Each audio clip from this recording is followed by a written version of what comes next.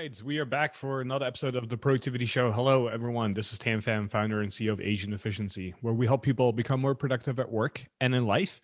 And today I'm joined with my co-host, Brooks Duncan. How are you today, Brooks? I'm great. It's funny how sometimes you don't do something for a long time and then you learn there was a word for those things that you were doing. And that's the case for this episode. So I'm really looking forward to unpacking this topic in particular. I feel like that's how I felt when we were talking about habit stacking. It's something I've always done for so long, and then there was like a term for it, and I go, "Oh, see, that's like a real thing. I'm not crazy, or I'm actually pretty smart, depending how you look at it." But today we're going to be talking about workations. So if you're wondering what a workation is, this episode is going to be right for you. But before we start diving into today's content, one of the things we always like to do is share some of our favorite resources. So the first one that I have for you here today is a website or an app called speedtest.net. Um, Now, as the name kind of implies, you can kind of test the internet connection that you have and how fast it is, both downloading and uploading.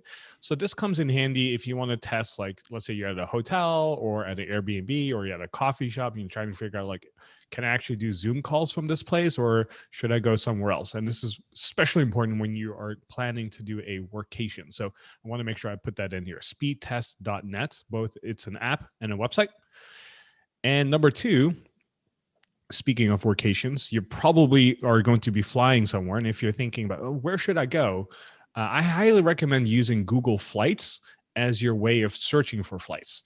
And a cool trick that I like to use in there, and that's kind of like my second thing here, is in the destination field, you would type in North America. Now, assuming you live in North America, right? So I live here in Austin, Texas. And if I want to figure out where to go and I want to get creative, I'll just type in North America and it'll show me all sorts of flights and prices to all these different destinations. It's a fun way to kind of discover new places.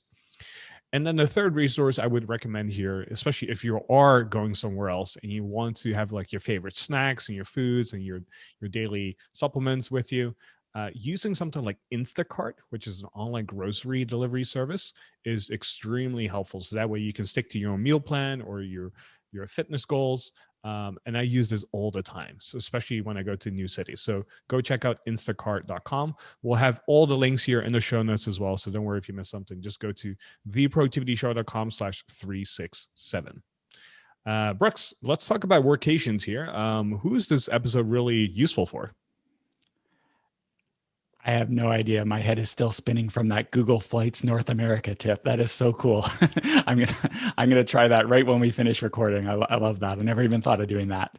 But no, this episode is for people who maybe you're finally able to travel like you haven't been able to for a while, but it's hard to get away from work, so you want some way to combine those.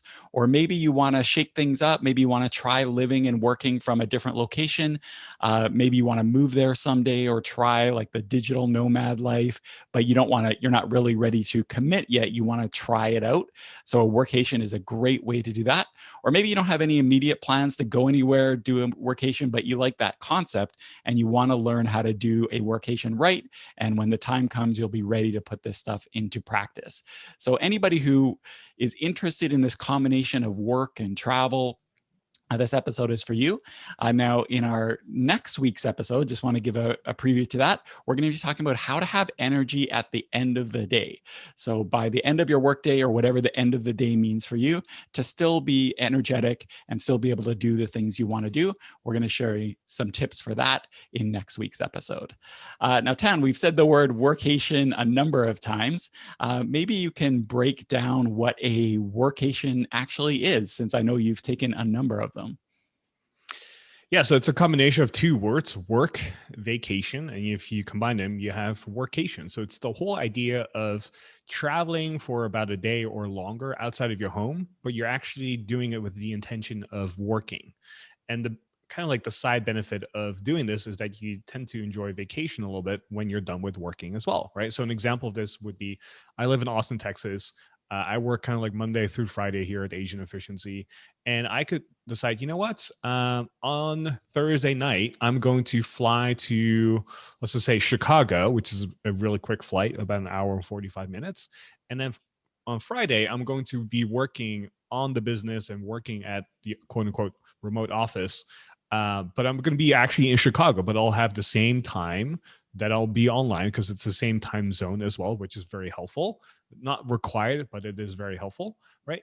And people know that, they can expect me to be on all the meetings and so on. It's just I'm physically in a different location. And once work is done, then I can kind of go out and play. And that would be kind of like the vacation part of it, right? So when you can combine work and vacation in that way, some people call it a workation. And this, I think, became really popular when COVID hit because a lot of people had to transition to working from home, right? Especially if you worked in the industry that traditionally wasn't used to having remote meetings or doing stuff from home. I think that pandemic really pushed us to accelerate that process of moving towards remote work and working from home and so on. And so a lot of people were then in a situation where, you know what, I actually don't have to pay this expensive rent. Instead of paying for thousands of dollars here in San Fran, I'm just going to go to a different city every few days and kind of work where I'm at, right? And so this became super popular, and we kind of want to help you if you're in that situation or thinking about doing this to kind of avoid some pitfalls.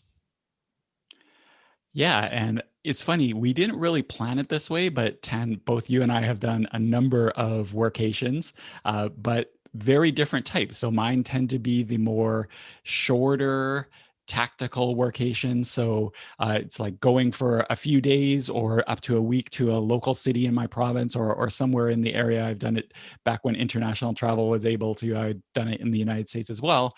And a lot of times maybe I'm working, but my family's off, or I'm kind of doing a little retreat or something like that.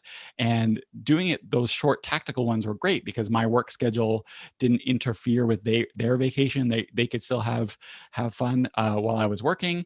And then maybe I would join in for a vacation partway through. We're going to talk about that in a little bit. And I've done things like even record podcasts while I've been traveling in different places, one from a hotel room and one from a co-working space at the town we were staying at. And we're going to talk about all that as well. But mine have been the more short, tactical ones combined often with family vacations. But I know yours have been a little longer, sometimes weeks or even months, I think. So maybe you can tell us a little bit about the workations that you've taken. My philosophy is a little bit different from yours in that sense because typically when I do shorter trips, I like to use it as a vacation, right? So I like to be able to disconnect and not do anything. And typically, when I go on extended stays, let's say longer than a week, then I will do kind of like the workation thing. So I will then work in the daytime usually or nighttime, depending where I'm at in the world, so that I'm still in sync with everyone on the team. But then I will be just physically in a different location. I will typically only do that twice a year, which is usually during the summers. Usually during the summers, I like to be in Europe. And sometimes in the winters, I'll go to Asia or some other continents. And that's typically when I do my workations, really just for extended stays. If it's like 5 days or less, Monday through Friday, when I go somewhere, I'll just typically take that time off and just be disconnected. But then, what typically happens is I'll be super busy leading up to that week, making sure everything is done so that I don't have to, check in at work during that time. I'm glad you brought up vacations because somebody listening to this podcast, especially who's been listening for a while, might think to themselves like, the productivity show, Tanner Brooks, like these guys always talk about the T framework, time, energy, and attention. And whenever we talk about energy, we're usually saying like how important it is to have downtime, how important it is to unplug and recharge, like you said. Like, isn't it better to take a vacation? Like, doesn't a workation, mixing the two, doesn't that kind of like completely go against what we've said in the past? What are your thoughts on that? Do you think you should be like replacing vacations with workations, or what are your thoughts on that? Well, I think that's a fair point. And what I would say to that is it doesn't replace it. It's just these two things can coexist, right? So you can do a workation, you can also do a vacation, and you can do a combination of both, right? Um, and it doesn't cancel each other out. Like you like to do workations where you like to do shorter trips and work and then have the ability to say, you know what, I'm going to work for 5, 6, 7, 8 hours or whatever in a day, and then the rest of the time I'm going to spend time with your family, right? And you get to kind of have the best of both worlds in a way. Like you get to travel, you get to be in a different destination, you get to do the work that you enjoy doing, and then once work is over, you can kind of do the vacation part. And if that is good enough for you to kind of like disconnect and feel re-energized, hey, kudos to you, right? I'm more of a person who likes to be able to do both, right? Sometimes I'll do workations because I like to travel, but I also like to be productive, right? And some trips are more about adventure. Like some trips I go and I can completely disconnect for a few days so I can be fully immersed in the new country or in the new environment, learn the local culture, do all these different adventures, right? If I want to go parasailing, for example, I don't want to be worrying about, oh no, I have to be back in 45 minutes to do this, 5-minute huddle. Like that wouldn't make for a fun trip, right? So you kind of have to be very strategic in how you use them. So I wouldn't say that they replace them necessarily. They can definitely coexist. Just knowing that you are intentional about them, right? So when I'm disconnected for a few days, like I know I'm doing this to recharge. But if I'm doing a workation for me is not usually about recharging or trying to like remotivate myself or anything like that. It's more about I would still want to be productive and get stuff done. I just don't happen to be at home. Yeah, I think that's a really important point that a workation doesn't replace a vacation and is still really, really important to take those vacations. Like, for example, I did talk about mixing it, but there are also other trips where it's pure vacation. I'm taking one pretty soon. And I'm going to be completely unplugged. There isn't even cell service. So those are still really, really important. But having the ability to do a workation just opens up a lot of options. So we want to help you do that. We want to help you open up some of these options. So we've got 3 days to do a workation the right way, or 3 ways, I should say. Let me restart that. We're going to do 3 ways to do a workation the right way. So Tan, why don't you start us off with tip number one? What is the first thing you should do when you're planning a workation, or at least thinking about it? Yeah. So if you're in this situation where you're like brand new to this whole concept and you're thinking about, oh, yeah, I should really do this, the first thing you should do is to make a case for a workation. And so if you're in a setting where you have a boss, you're in a corporate world, you probably have to have a discussion first with your employer to see if this is actually something that they allow you to do, right? What I don't want you to do is just go ahead and do it and then be reprimanded later for it, because that's usually not a good look, right? And so this is something that you'll have to take into consideration. Other situations might be you might have a family, right? And if that is you, you might have to convince them as well. Like, hey, let's go on a workation for a few days, right? And they have to be convinced about that as well. Or for some people, they actually want to do it so much that you don't really have to convince them, but at least you should have that discussion. Um, and I know for you, Brooks, you've done a lot of workations both at AE and beforehand. How did that kind of work out for you? Yeah. So for it, I mean, it all worked out really well. When you're convincing a boss, the key thing you need to do, in my opinion, is to make clear that you're going to be hitting all your deliverables, and you have a communications plan, and we're going to talk about that in a bit, and that the work part is prioritized. I think maybe you can maybe you can speak to this more, Tam, but I think as a boss, what you don't want is somebody coming to you and you getting the feeling like they're just trying to they're just trying to be able to like sit at the pool all day and maybe like do some stuff. Like you want to make it clear to the person you're asking about this workation that this is a work trip. It just happens to be, like we've been saying, in a different location. And you want to show that you've planned ahead for objections. So the person who you're asking permission from is probably going to have uh, questions about connectivity, concerns about work schedule and working with others, concerns about security, maybe depending on what you're doing. So the more you think ahead and plan for those objections, the better answer you're going to have when going to them. You also want to be kind of sensitive about timing. So, Tan, I know if I came to you, I mean, we're in a bit of a weird situation in that we're a remote company. So, theoretically a workation wouldn't make too much of a difference other than timing. But if I came to you and said, hey, Tan, I'm going to be my schedule is going to be a little dodgy, and it's maybe in the middle of a launch, or maybe if you're in a finance role, maybe at quarter end financial time or something like that, it's going to be too much for your boss's risk reward analysis. They're going to think of it that there could be things to go wrong, and those are not the right time. So you want to be picking the right time to be planning this workation. Also, and you actually gave a good example of this before, is you want to look ahead to the projects and the deliverables that might fall during your workation. Like, are there ways that you can maybe grind and like short-term pain for long-term gain, like get a bunch of stuff done before you go, which will make it more possible for you to leave? Now, I have a question for you, Tan, as a boss.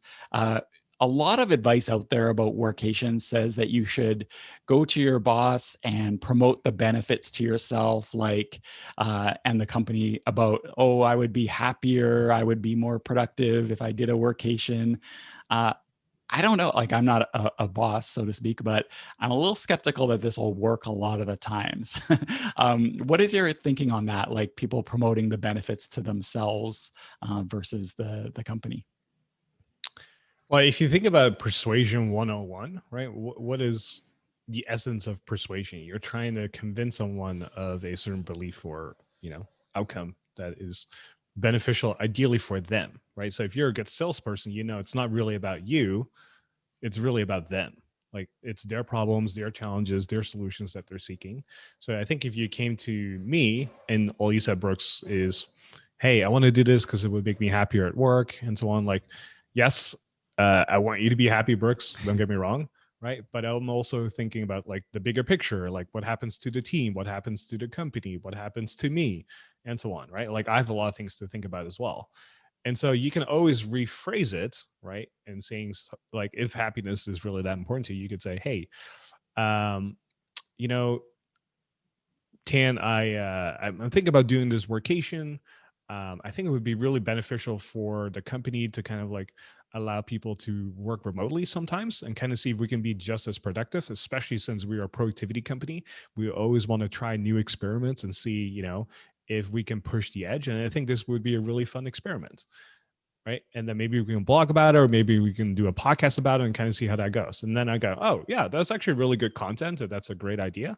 Let's go ahead and do that, right? So at the end of the day, you still get what you want, which is the workation. But I also see now that the boss here in this case can see that there's something in it for them as well, right? So when you're trying to make that pitch, think about it as if you were them. Like, what do they care about? Because that's at the end of the day the most important thing to them.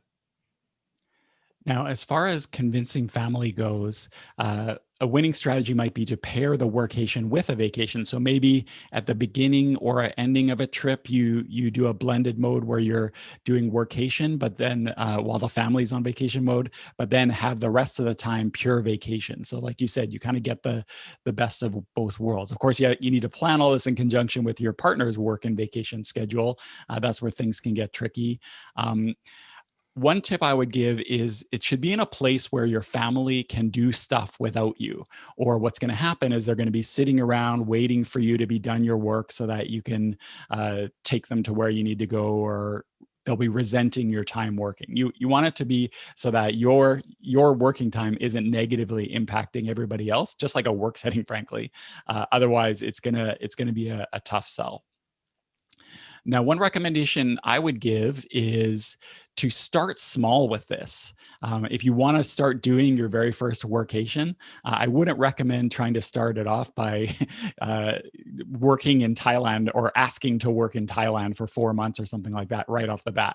I would start somewhere close first and kind of like work up to it over time. It's always easier to get what you want later when you've shown success the first time. So I would start very small, show success, and then you can make that bigger ask later. Like you said, it's all about kind of like psychology 101. Tan, for you, when trying to, I mean, you're in a different situation because A, you're a boss, and B, you don't have a family that I know about anyway. But have you ever been in the situation where you needed to like consult with others to make a workation work? Yeah, I've been on the other side as well, right? So where I was vacationing, but the person I was with was really doing a workation where I was vacationing, but they were doing a workation. So I've seen it from the other side as well. When my, for example, ex-girlfriend had to make a pitch to make this happen, and it was always, and she was in sales, so she really understood how to pitch it and sell it. So it wasn't too difficult for her. But it was easy for me because I was just vacationing, but I was always very respectful and sensitive to her schedule, right? And so it's really important for her to be able to still get her work done and make the calls and meet the meetings and so on, especially since she was working across multiple departments. So she had to be in a lot of calls and have a good internet connection and not, get distracted by other stuff. So that's really important. If you're listening and you're on the other side of the equation of this, like just to be really sensitive to their schedule. All right, so tip number 2 is to prioritize infrastructure and communication. And the problem with a workation is, we kind of touched on this, but once it goes badly once, it will be very difficult for you to do it again in the future, and might even mess it up for your other coworkers. You don't want your boss thinking, oh, I tried it once with this one person and he missed half our meetings, never again. So you don't want to be that person. So really there's 3 things that you need to prioritize when it comes to a workation. Number 1 is connectivity. You need to be somewhere with good internet and good power. It's going to frustrate the people back home if you can never connect to Zoom, or if you're always in a blackout or something like that. You want to check the reviews for where you're going. So if you see a bunch of complaints about poor connectivity, don't even risk it. Just stay somewhere else. Connectivity is and power is the most important thing, because that can mess up every other plan that you've made. Tan, I know this is something you've done a lot. Do you have any tips for checking other than looking at reviews? Do you have any tips for checking connectivity before you go? Yeah, if you use something like Airbnb, one thing I've done before is you can ask the host to send a screenshot of the speed test. And so that's why I mentioned speedtest.net. So you can just ask them like, hey, I'm here on a business trip. And that's kind of like the key word. Like, I'm on the business trip. And I have to conduct a lot of business on the internet. When I'm there, could you send me a screenshot of your speed test? I just want to make sure it's sufficient enough for me to be able to do my meetings and so on. And I found most hosts are willing to accommodate that and find that no issue at all. So if that is something that's really important to you, which I think for most of us is, that's something you should definitely ask about, especially if you're doing teachings or live calls, or there's a lot of, a lot of things on the line. Like, it's worthwhile to ask, and most people will do that for you. On top of communication, you need to make sure you have a good workspace. So you need a good workstation for your workation. And you need to make sure that you have that somewhere appropriate to work. And what that means, of course, depends on what you do. If you're a freelance writer or something like that, maybe you can work anywhere and you just need somewhere to type and noise canceling headphones. Or maybe if you're on a lot of Zoom or Teams calls, you probably need somewhere quiet without a lot going on behind you. You don't want to be working somewhere where there's traffic noise. You don't want kids jumping on the bed behind you when you're trying to do a Teams call or something like that. So you want to really think ahead to where you're going to be working. Get like pictures of where you're going to be staying or where you're going to be working. Maybe you need to, if that's not going to work, maybe you can find like a temporary pass for a co-working space nearby, or a library or something like that. The more you plan ahead and not assume that everything will be fine, the better off you'll be. I think we've all tried to stay somewhere and we thought it would be okay, but it didn't just work out. The other thing you want to do is prioritize communication. So you need to be really crystal clear with the people you work with what your working hours are going to be. This is a killer when it comes to workations. And this is especially true if you're going to be going to another time zone. If you're just in the same province or something, then it's not such a big deal. But if you're going to different time zones, it becomes really, really important. If someone needs to ask you something, they can't be sitting around waiting for you to hopefully appear on Slack or Teams. If you're supposed to be working, you need to be responsive, assuming you're not doing deep work, of course, but that's another communication issue there as well. Also, if you are traveling with a family, you need to communicate to them when you're working, when they can and can't interrupt you. It's basically just like working from home, a lot of this stuff, but it kind of goes to 100 when you're doing a workation. There shouldn't be a situation where you're working and they're begging you to take them to the pool or something like that. The more you can communicate with the people who you work with and the people who you're traveling with, the better your workation situation is going to be. The bottom line is that your workation situation just can't be a hassle for others in your company. If you are being a drag on their productivity or making things annoying for them, it's just going to cause you problems. So you really want to think about not just your needs, but the people you work with, and that's going to be really helpful. How about you, Tan? Because I know you've done more than me workations in other time zones, other countries, and stuff like that. Do you have any tips for preparing for this? For me, the major takeaway from this section is really just being prepared. And when we're talking about this little framework that we have communication, we have workspace, and connectivity. Like, these are the three things you really want to pay attention to the most. So that's kind of like the 80-20 of being prepared, right? And like, another way of saying this is you just don't want to leave it up to chance of you being able to get stuff done while you're somewhere else. Like, if you leave it up to chance, chances are you're just not going to get stuff done. And so stuff happens all the time. Internet goes out. Internet is too slow. You're in a situation where the lighting is bad, and now you have to do a bunch of meetings or record a video or something. Like, these are all things you have to think about, right? And the other thing to think about strategically is the location. So in my example, I mentioned, when I go to Europe, it's usually in the summers.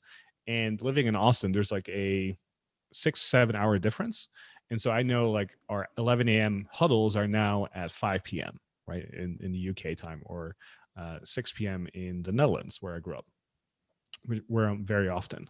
And so now I know, okay, if I go to Europe, like, if I'm going to have dinner with people, I know, like, I shouldn't plan for 6 o'clock, because that's when I have my huddle. So maybe we'll have dinner at 7 or 8 or even earlier, right? And so these are all things you want to start thinking about, and also communicate to the rest of your team members and people at work. And I always take the approach of over communicating. There's no such thing as under communicating. Always over communicate if you can when you're in this situation, because people will appreciate that a lot more. Yeah, last year I did a workation. As I mentioned, I had to record a podcast, and I knew from reviews that our hotel had horrible Wi-Fi, and when we got there, it was even worse than I thought. And it's always funny when you read these reviews, and there's like tons of people complaining about connectivity, and you've always got people complaining they tried to work and they couldn't. Whereas if they had just spent 10 minutes looking at reviews, they would have known that was the case, but obviously they didn't. So I was ready for this. I could tether if I needed to, but I also found a local co-working space to record that podcast in a quiet place. Now, if I had assumed that I could just work from the hotel, I would have been toast. So preparation, like you said, is totally key. The other key is tip number 3, which is to structure your time. Don't forget the vacation part of your workation. Since workations are this weird hybrid of work and vacation, structuring your time becomes so important, because it could very easily go one of two ways.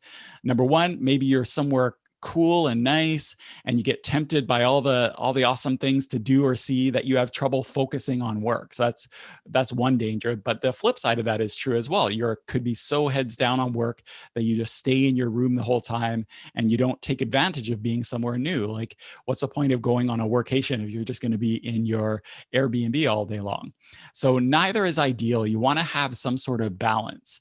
And this is especially true when you're in a different time zone from your coworkers, like we talked about, because planning your time needs to encompass so many things, right? It needs to encompass focus time, your kind of other work time, maybe meetings. You need to be in places where you're going to be responsive to coworkers, but you also need to enjoy at least a little bit of where you are, and you also need to be able to get decent sleep, because that can be a big problem when doing a workation as well in a different time zone.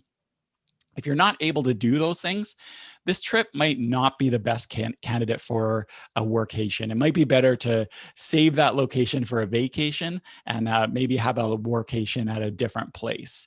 Now, if you can get away with it, it might be great to negotiate like a temporary reduction in responsibilities, or maybe some meetings you don't attend, but that's often not possible. If you can do it, great. But if it doesn't hurt to ask sometimes, but often that's not the case.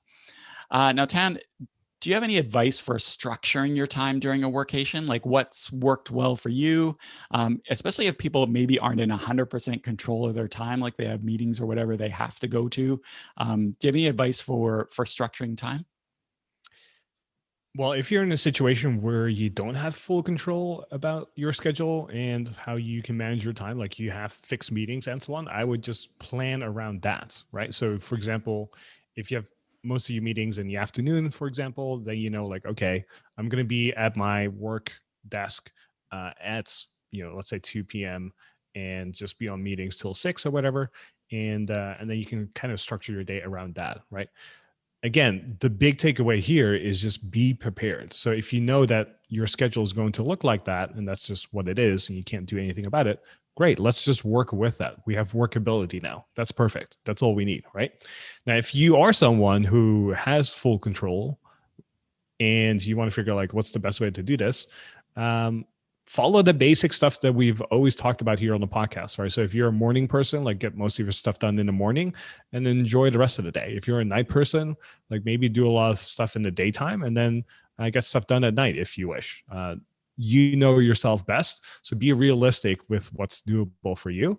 Now, if you have to communicate with team members, right, those are things you want to kind of like build a schedule around as well. So, for example, if I'm in Europe, when I'm 6 or 7 hours ahead, I will make sure that I will still on Beat a Huddle because that's always at 11 a.m. Central. So if I'm in the Netherlands, that's like 7 hours ahead, I want to say. So it's usually 6 o'clock in the evening. So I will even be at a bar doing the huddle if needed to be, right? And that has happened many times where I'll pull up Zoom on my phone and accidentally have my camera on and people can see that I'm sipping a beer.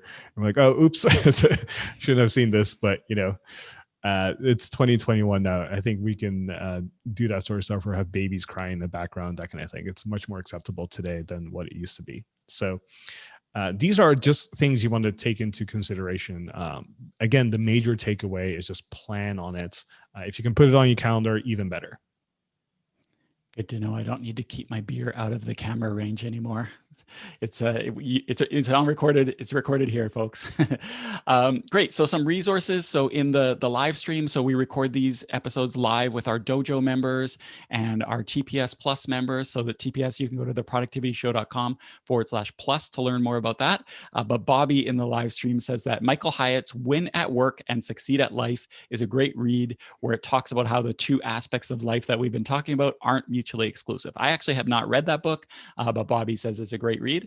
And also in the dojo, which I mentioned earlier, theproductivityshow.com/dojo, we actually have a mini course about this called the 3 levels of productive downtime. So if you want to learn some more resources and tips about taking a work vacation hybrid, you can check that out as well. But Tan, we like to end these episodes with something actionable, something people can do right now.